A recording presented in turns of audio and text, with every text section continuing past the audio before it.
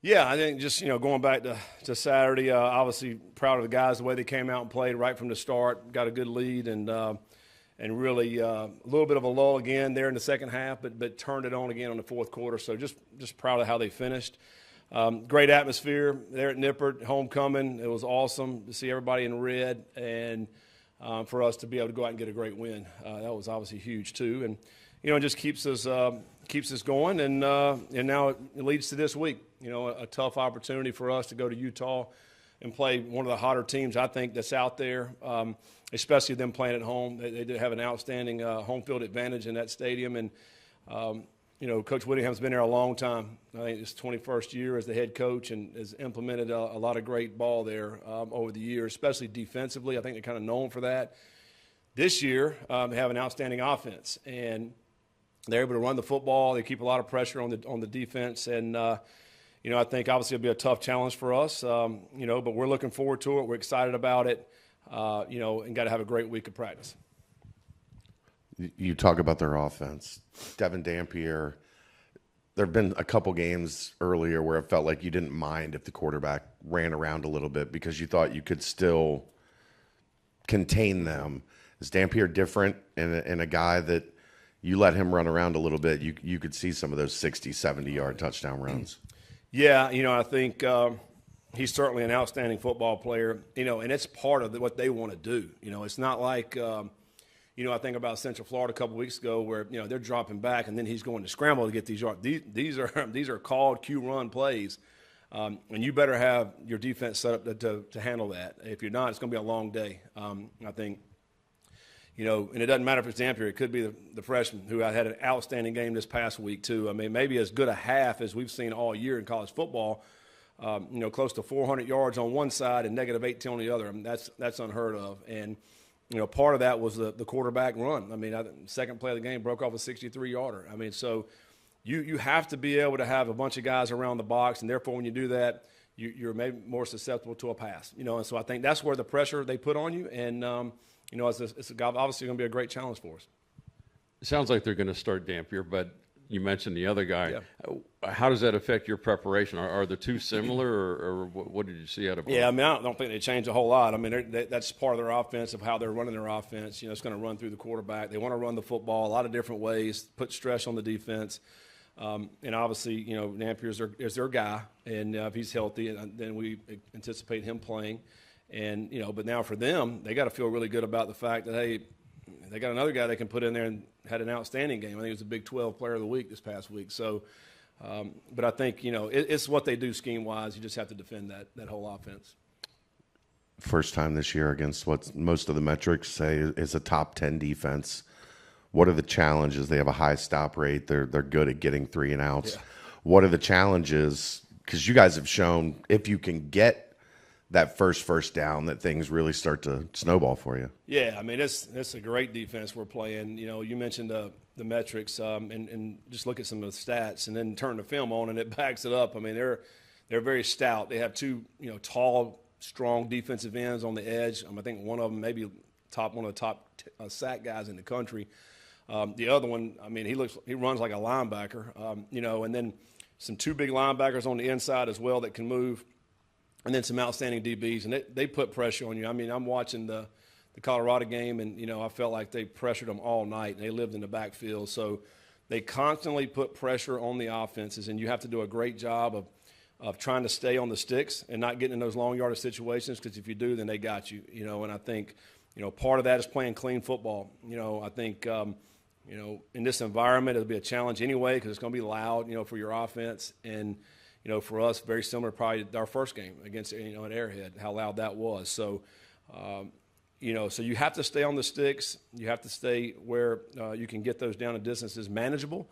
And then we got to do a great job of being able to do both, run and pass. And I think these guys do a great job of pass defense. They're one of the top pass defensive teams in the country. And I think a lot of it has to do with the pressure they put on you, and they play a lot of man-to-man. Coach, I was watching the Clifton Cut last night. Something that caught my attention was the quote that you used, put them in the phone booth. I was just curious if you could elaborate a little bit more on that and where that quote kind of came from. Yeah, I mean, we just, as we were preparing last week, and really what it just speaks to being a physical football team. We have to impose your will on whoever you're going against. And really, it's the one-on-one battles throughout the whole day. And it doesn't matter what that battle is. If it's Gavin versus their nose, like he's got to win that battle right there. And you can go to every single position. And really just trying to emphasize how physical we needed to be. And I think, and we were, we came out of that game running the football for 265 yards. We imposed our will.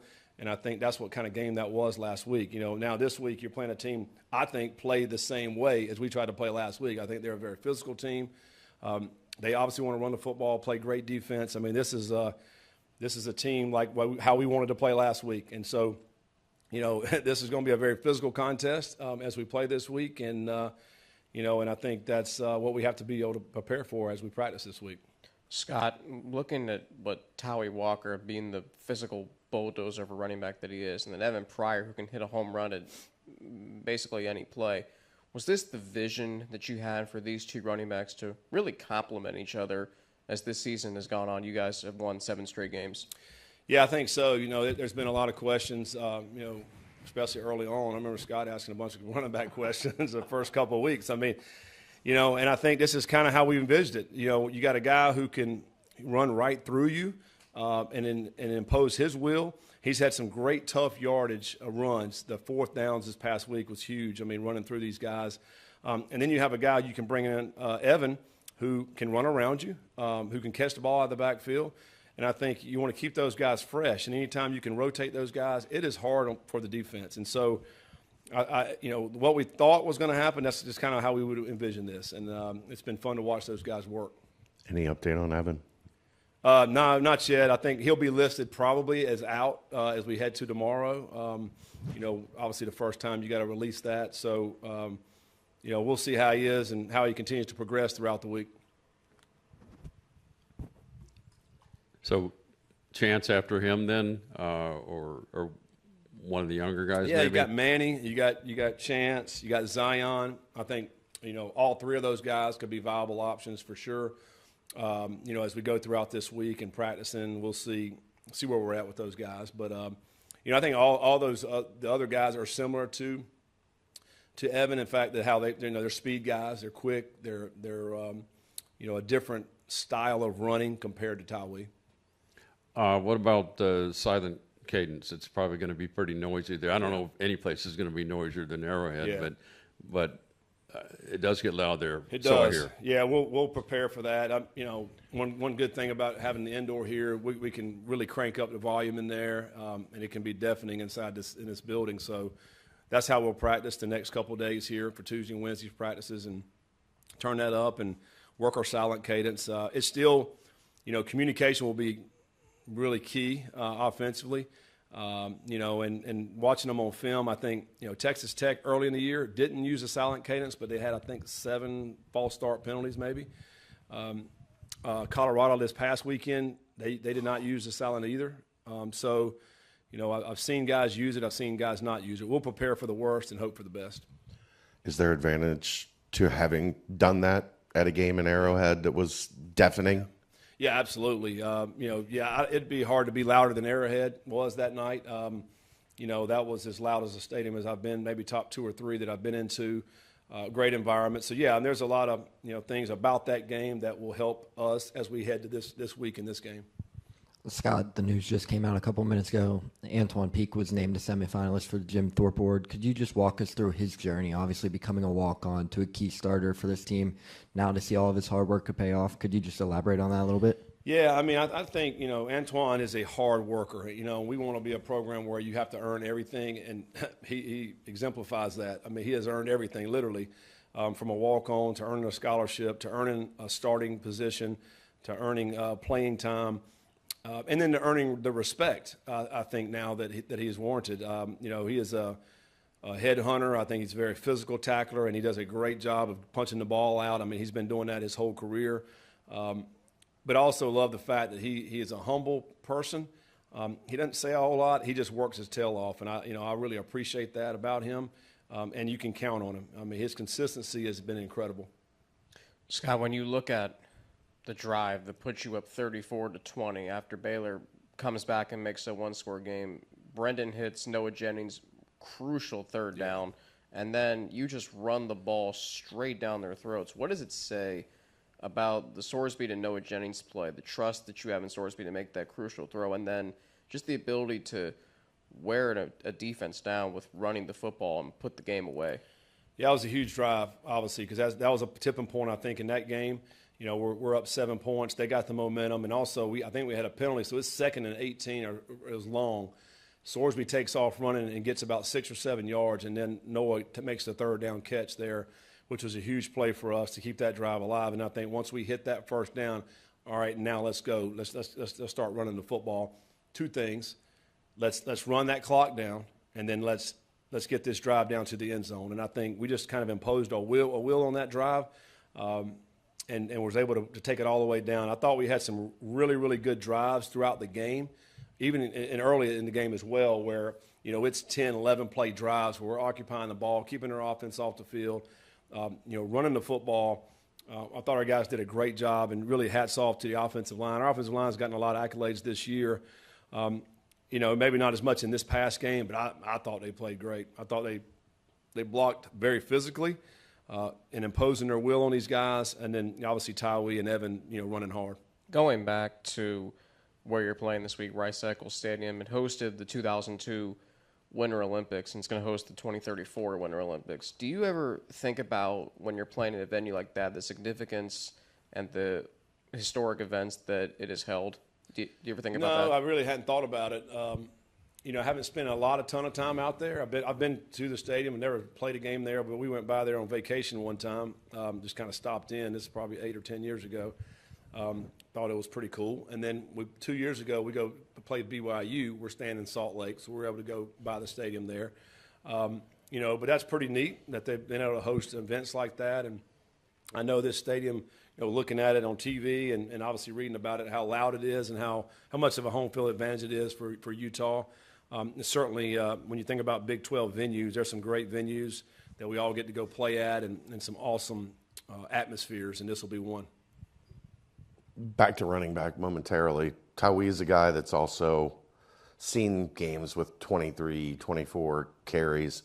Is there also a possibility you just look to him and go more to a bell cow type deal? Yeah, it could be.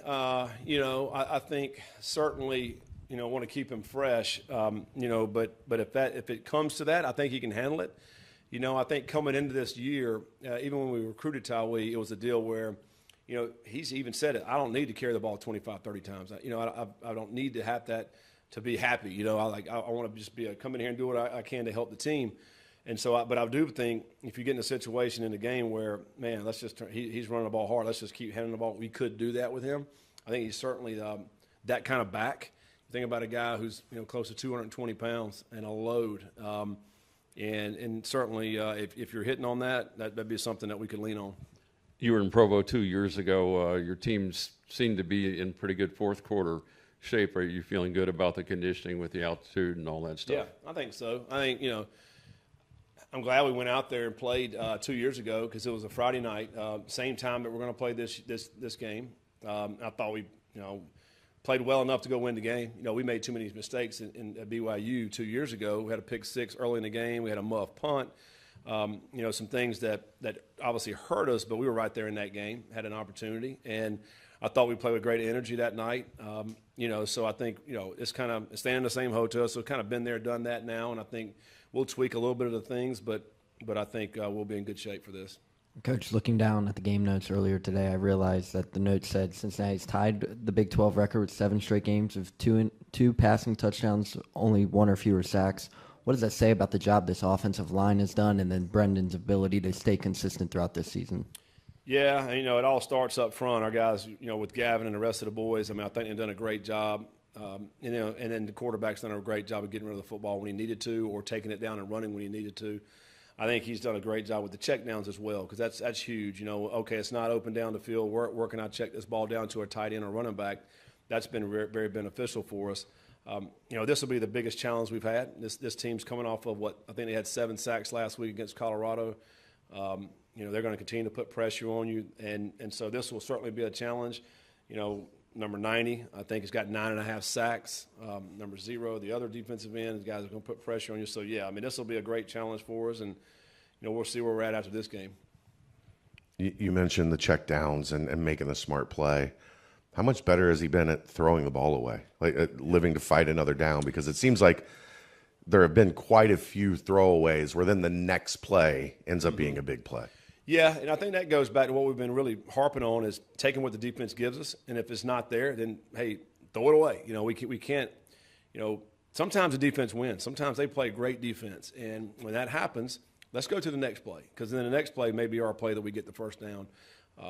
So I think – and that comes to decision-making. I think Swordsby's done a great job with his decisions so far with our RPO games, but decisions in the pass game to know when to run, know when to throw away, know when to check down. So – and I think anytime your quarterback's playing at that, then you're going to have success. That's a big reason why we're sitting here at 7-1. On the other side, it doesn't get talked about maybe as much, but you've been forcing the quarterback to run a little bit more. Is that a signal to the coaching staff that the coverage has been better than it was early in the season and maybe better than people have been giving it credit for? Yeah, you're talking about our defense. Yes. Yeah. Oh, you're right. I mean, there's been a lot of times where there's nobody open, so they're going to try to take off and go make something happen. There's no question about it. We have gotten better as the year has gone on. I think, certainly, Kansas did a good job in their throw game there, and then, we've played some quarterbacks that can really run. I think certainly, throughout the season, other than last week, most everybody can move, the quarterbacks. Last week that quarterback was not much of a runner, although he did try to take off a few times. But, certainly now as we go to – we got 4 games left. 3 of the 4, all quarterbacks can run and move. And so, something we hopefully be prepared for. It seemed like you talked about this a little bit more earlier in the season, but it seemed like against Baylor this week, the corners were up more than they had been in the past. Were you satisfied with what you saw there? Yeah, I think we did a good job, I thought, of mixing it up this week. Playing some more man, some tighter man, playing some tighter zone coverage. Tightening the defense up. And I think in the past where you're a little bit too loose and it's some easy natural throws, and that's where some teams were hitting us up on. And so I think for us to tighten that up, it threw the quarterback off a little bit. His rhythm, I think, got messed up. He missed a few throws. I thought maybe their guys were there and open and missed them. And I think anytime you can make him, get off just a little bit, then that's the difference that it takes. And but yeah, a lot of tight throws and windows. I mean, I think we had several PI calls, but hey, we're right there, And I think I like the aggressiveness that we played with this past week for sure. Taryn, this is probably the most aggressive defense front to back that you guys are going to face this year. What's the preparation look like, knowing that they're going to throw a lot at you and from a lot of different angles? Yeah, I think it starts today with our workers on scout team giving us a good look. But they're a great team. They're hardworking. It's 2 blue-collar teams, going at it this weekend, and can't see what happens. How does playing in Arrowhead help you in a game like this where it's supposedly pretty noisy there and you might have to do the silent cadence? Yeah, we've been in an environment like this before, so I think it gives us a lot of confidence to go out here and practice the silent count today and tomorrow and, get used to getting back into it again. But then also it's going to be a great atmosphere, and I can't wait for it. I think we're excited. We're ready to play. Kind of going off of that, how much do you think your chemistry and communication has grown as a group since that week 1 game? I think it's grown a tremendous amount. During that week 1 game, we're still making technique issues, but we got a lot of that cleaned up so far. Obviously, still a lot to improve on, especially just the O-line, but just trying to improve every day. Darren, 5th team in Big 12 history to go 7 straight games of 2 passing touchdowns plus 1 or fewer sacks. What does that say about this offensive line, the job Nick Cardwell's doing, and then as well as the consistency from Brendan behind you guys? Yeah, I think it starts from Cardwell and then just passes down to Gavin and then the rest of the guys. We really look up to Gavin in the line room. He's been here for 6 years, so he knows the way around the defenses and played these guys before. And Cardwell does a great job getting us prepared, putting together a great run game plan, and I think we're really confident going into this game with our plan already. Taryn, you're blocking for a quarterback that Bearcats fans on Twitter are vouching to be a Heisman Trophy candidate.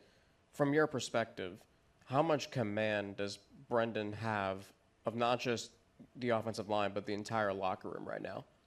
I think he's a tremendous leader, and he's really taken hold of what it means to be a leader, and really just caring for the guys. I mean, takes us out to Jeff Ruby's after wins, and does a lot of things for the O-line and for the wide receivers, running backs. He takes care of us all. So just see how he's grown from when I came in January till now, it's really awesome. Gavin was mic'd up before the game. In the huddle, he said, "Play for Jeremiah." Have you guys really taken on that playing for him this season? Yes. I think this season for everybody is played for him. I've mentioned before that he was an incredible kid, always had a smile on his face, was always hardworking. He was one of the first freshmen to get their black shirts, and he got it right before he passed, and it's honestly quite sad to see him go. But to play for him and to dedicate this season for him, I think it brings a lot of, I don't want to say like motivation, but we just want to make him proud and make his family proud of the Cincinnati Bearcats. You guys have been one of the faster starting teams in the country this season. How important is that Saturday in front of a hostile crowd, really aggressive team? Like, they're going to want to do to you what they did to Colorado, which is overwhelm them early, and you guys have been great at starting quick. Yeah, I think, one of the things you say is start fast, finish strong. So starting fast is definitely a top priority in this game. We gotta create a lead fast, and they're a great team on offense. They're a great team on defense. It's going to be a tough game, so we got to get that fast start. I think they had about 7 sacks, so they might have a little attitude about them. People, normally when you see trash talk on TV, it's usually receivers and DBs and all that. I can't imagine you guys being silent in the trenches, going back and forth. What can you tell me about that, if anything? There's some side chatter that goes on between all the teams. Obviously, you knock somebody down, and might say sweet nothing in his ear, and you get up, move on to the next play, and get back to the line of scrimmage. Taryn, you speak on that right there of the chatter there. You're a violent guy yourself up there in the trenches. What was your first reactions when you hear Coach Satterfield say he wants to put the opposing team in a phone booth? How much did that kind of energize you guys before the game? I think it spoke to the O-line immediately. One of the things we pride ourselves on in the O-line is just being violent and moving people off the ball. I think we did a great job of it last week. 260-something rushing yards. I mean, that's an incredible feat for us. We've been passing team at times. We've been a running team at times. So just to kind of put a rushing display on film like that is important to us. It gives us a lot of confidence. Have you ever actually been in a phone booth? No, never. Anybody on the team ask you what a phone booth was? No, I know what a phone booth is. You might, but the younger guys might. What the heck's a phone booth? I don't know. I mean, I reckon somebody's got to be in a phone booth on the team. There's a lot of people, so. I asked Joe this after the game because there was that play where he kind of pulled in front of Isaiah on that jet sweep. What is your favorite thing to do as a guard? Is it pull? Is it just try to get downhill in the run game? What do you like doing the most? I love chasing the ball. Personally, I think it's one of the best things I bring to the game is just chasing the ball, trying to push piles. I'm not trying to boast for myself, but there's a lot of plays where you'll see me and Dion or me and Gavin, me and Evan, Joe in there too, just pushing piles. And sometimes you get all 5 of them in a pile. And it's just how do you say it? Controlled aggression is what I like to say. Taryn, thinking about back to Saturday after you were watching the game back on film on Sunday, what was more impressive, the play where Brendan scores the touchdown with a good block from Joe there on the left side, or the final touchdown play where he kind of drops the arm angle and finds Isaiah in the back of the end zone. Was there one that stood out to you a little bit more on the film after watching it down? I think it was a really elite block by Joe on that rushing touchdown. The guy kind of played back over top, and then he retraced with him and then made the perfect hole for Sorsby. And it was a great play. In your first answer, you referred to it as a battle of two blue-collar teams, which sounded like a term of respect from you. Is there something about watching Utah that's really caught your eye and made you respect those guys? Yeah, I think they run the ball well. I think they play with great effort. Number 90 is a great player. He might not be like the most athletic guy, but he works very, very hard. He gets to the ball. He has 9.5 sacks on the season out of just pure effort, I feel like. He's a pretty good athlete, but one of the things that makes him elite is how hard he plays. Christian, you've seemed to be increasingly more consistent over the past couple weeks. Is that just being more comfortable with the scheme, understanding what you're wanting to do, and being a little bit more aggressive maybe? Yeah, I'd probably say it's just more reps in the defense. As this type of defense, you kind of just takes a lot of reps, get used to that and kind of get to making plays and things like that. So really just reps. The corners look to be pressed up a little bit more, playing a little bit more man coverage last week. How much does that change your responsibility with them being a little bit tighter to the line of scrimmage? I don't think it really changes my responsibility. If anything, I'll probably say it helps us. They trust us to be underneath, when we need to be underneath them to help with slants or things like that. So if anything, it helps us. You may be chasing down some quarterbacks. What did you see out of both those guys? They both look pretty dangerous. Wait, pardon me? You said how much? Both of the Utah quarterbacks look pretty dangerous. What about chasing them down? What have you seen on tape? Yeah, obviously they're elusive, on their feet. They're able to move around, make plays with their feet. So, kind of just keeping them contained. We have a chance to get them down, not missing tackles, missing opportunities to sack them. So just containing them, holding them, yeah. Christian, you have played in some big-time environments throughout your collegiate career. A big opportunity on Saturday here at versus Utah, college game day. Just talk about the excitement to kind of experience this atmosphere for what could have been a top 25 matchup with big implications on the season. Yeah, obviously it's a big environment, big game coming up, but at the end of the day, none of that really matters to us in the building. We're just focusing on being 1-0 every day and showing up on game day. We got Tuesday practice today, focusing today on all the little details, and that's going to show up in the game. So how we prepare in our process with that's just going to be the ultimate factor, whether, it's a good result or bad result at the end of the day. So hard to stay focused on just the one game, because when you look down 3 games down the schedule, you guys really control your own destiny about getting to a Big 12 championship and possibly even a playoff berth. Nah, it's not hard. That's something we preach every day in the building. 1-0 every day, every play, every snap, every week. So that's really the main focus, and everyone buys into that. Just going 1-0 every day and every week. So our focus is now on Utah, and we're not focused on whatever games we got ahead. I don't even know who we play next after the bye week. So yeah. Christian, going back to Neil's question. Your dad played in 3 Super Bowls, won 2 of them. Have you had conversations with him throughout your college career about mindset and preparation and anything else when you go into a game like this with the implications that are at stake? Yeah, just being calm at the end of the day. Your preparation is everything. What you get into, what you put in throughout the week is the result you're going to get out on Saturday, So just preparing, watching the tape that you need to watch, getting extra treatment, being in the building, just doing all the little things right. That should show up at the end of the day on Saturday when the clock hits 0. Christian, Coach Satterfield mentioned in the Clifton Cut a few times about wanting to be aggressive. He used the motto, putting guys in a phone booth. That's a defense that likes to be aggressive. What were your thoughts when you heard that? Did that kind of energize you guys a little bit heading into the game versus Baylor, or is that a mindset you guys are going to keep going forward? Yeah, he first said that Friday night in the team meeting. It kind of turned us all up when he was saying it. But, yeah, that's kind of the motto, keeping guys in the phone booth and, playing with them like that. So, I feel like that just shows our aggressiveness, how we are on defense, and obviously on offense as well. So, yeah.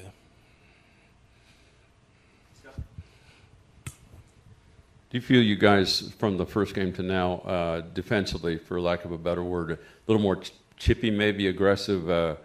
I know one particular play stands out. I saw you get up and kind of defiantly take a swat at a guy, but showing a little attitude out there. Yeah, that's kind of how we roll around here. We play with a little edge, a little chip on our shoulder. I feel like that's good for us. Obviously, pushing to that line, not crossing that line to where it hurts the team, penalizes the team. But just playing on edge the whole game, I feel like that just makes everyone just play well. Brendan, you get a Nick Saban segment last week. You got cameras following you around this week for game day. How do you stay in the moment? How do you keep from letting all this change how you've gotten here this season? Yeah, just keep attacking each week with that same mindset, not buying into the outside noise, good or bad, and just keep staying the course. Our culture that we've built here is the reason that it's easy to stay, with the 1-0 mindset each week, and that's what we're going to continue to do. Have you considered the name switch on the back of the uniform too sorely? I've thought about it a couple of times. Don't know how happy my parents would be with that, so I decided to stick with the Sorsby nameplate. Does it feel like not too long ago you were a 2-star kid who only had group of 5 offers? Now it's like you're a budding superstar in the Big 12, Heisman candidate kind of thing. Yeah, I see what people are saying now about, time flies and, it's pretty much gone at a blink of an eye. So, it feels like yesterday that I was that kid. Still am that kid. I'm not a different person than I was, because of the success. And, I think, continue to improve each day, and then it leads to success, not only in the program but personally. And I think that's been a huge reason was just the work that I put in the off season with the guys, and I think it's starting to show up for us as a team. Did you ever have to convince yourself that you could be this good, or was it something that you always knew in the back of your head, even as a high schooler? Yeah, no, I've always had the confidence and self-belief, but you never truly know how far you can take it. Just one day at a time, truly, and just like I said, that self-belief to keep driving and pushing forward, even through the struggles and the hardships. Even if this were to start getting to you, how quickly does that snap back when you put on the Utah tape and you see how aggressive and physical they are as a defense? Yeah, no, they're a really good defense. They're going to come after you. They're going to try to make it hard on you. And, there's a reason that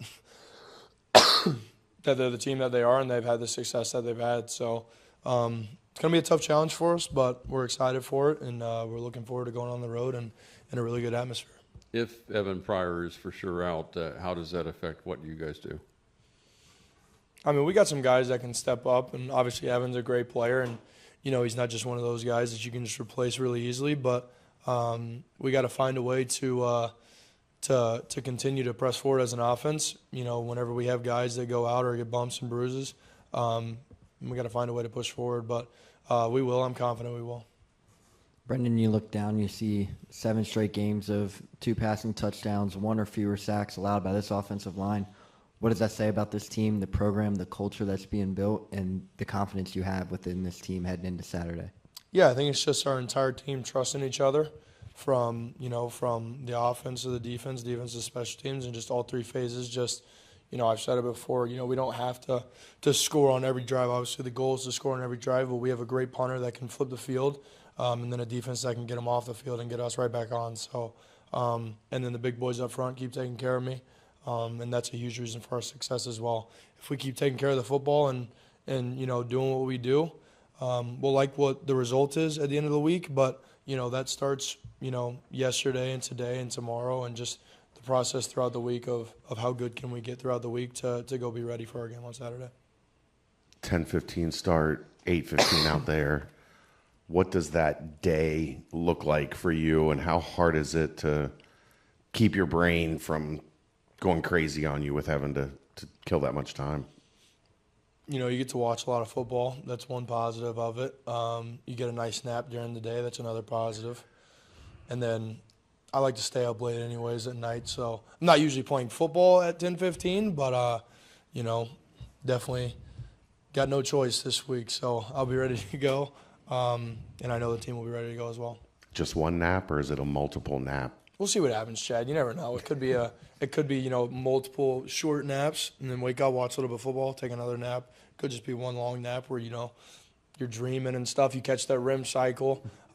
We don't know. We'll see. When did you realize that you threw that ball between the edge rusher's arm and helmet? Was that film, or did you see it when you actually did it? Yeah, whenever I was doing it on the field, I'm like, there's no telling what's going to happen right here. But, like I said, you just kind of, whenever you're out there, you just kind of say screw it, and whatever happens, happens. But, it ended up working out for us, and it was an exciting moment for sure. Is that your favorite throw of the year? It was a fun one for sure because, our coaches are always like, mechanics, and then you just kind of drop the slot on them and then look back at the coaches and they're all going crazy. But, no, definitely one of my favorite throws of the year for sure. Looked like you had some fun with Gavin before the game while he was getting mic'd up. Just walk us through what it was like to see him get mic'd up, obviously being here for 6 years. Walk us through that moment. Yeah, whenever he came out with the mic, I'm like, what are you doing with a mic on? They want to mic up the center, giving him a hard time and stuff. And he's like, I got no clue what they want to mic up a center for. But I'm like, well, Gav, it's because you're a fierce leader and competitor of the Cincinnati Bearcats. And, they just want to know what it's like to be inside your shoes for a day. So, no, he's always fun to mess with. And, he's a huge part of our success. And then you hear Coach Satterfield Friday night tell you guys to, quote-unquote, put people in a phone booth. What were your reactions to that? Is that a mindset you're going to take the rest of the season? And how do you use that quote going forward? Yeah, I mean, we always want to be the more physical team.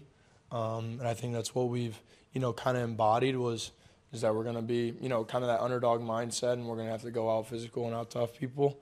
We've done a good job of that so far. We got a tough matchup on Saturday night with a really physical and tough team. So we're going to have our work cut out for us for sure. On Gavin, what did you think of his face mask change? First off, I mean, if you talk to Pete Thomas, he is the most superstitious guy I've ever met in my life. So he was not happy about this face mask switch at all. And then, everybody else was kind of like, what are you doing? Like, why are you? And then, if he likes it, whatever, he can do whatever he wants. I kind of like the old face mask a little bit more, but then he kind of looks a little tougher in this face mask. So, at the end of the day, I guess it's Gavin's decision, but he looks sharp, I guess. What are some of Pete's superstitions? Oh, gosh. It's like, I remember one day I parked, out here, and we had won, and then he was like, you got to do that every Tuesday now. I'm like, okay. Now, this is getting a little bit carried away because he also, I wasn't supposed to park there. Me and Joe both did it. He up-downed me for it, but he was like, just so you know, you got to do it next week too, though. And I'm like, this guy is ridiculous. But, he's coming off having a kid, so shout out to him. But, me and Lichty gave him a hard time. He said, so does this mean you have to have a kid every single week now or, all that stuff. So, no, it's always good fun, but he's definitely a superstitious guy. How important is the emergence of Noah Jennings earlier in the year, Isaiah Johnson now, to teams just not being able to look and say, we're going to take away Cyrus, we're going to take away Joe, but it feels like guys just keep coming to improve the roster. Yeah, and it's just, Coach Sad, I think, said it a couple of times, it's just you don't know who's going to get the ball. We don't know who's going to get the ball. So it makes it tough on a defense for, game planning-wise. Anybody can touch the ball. And that's definitely a strength of ours is having multiple guys that can go out there and make plays for us. Is Elijah Jones next? Keep seeing him be a little bit more involved out there. You feel like he might be the next guy that surprises people? We'll see. He's really talented, and he's come a long way for us, even since the start of the season. Shows up to work every day, and he keeps doing his thing. The ball will find him for sure. You guys had some long drives last game. How important is it to have some long clock-chewing drives against this team who's so explosive? Yeah, every week you want to score points, whether that's long drives. Nobody would be upset about a couple 80-yard touchdowns either. The short drives are no problem either, but the biggest thing is keep moving the chains, put points on the board. However that gets done, we're fine with whatever the result or with whatever the process to getting those points is. we're cool with that. But we're definitely gonna have to take care of the ball for sure this week.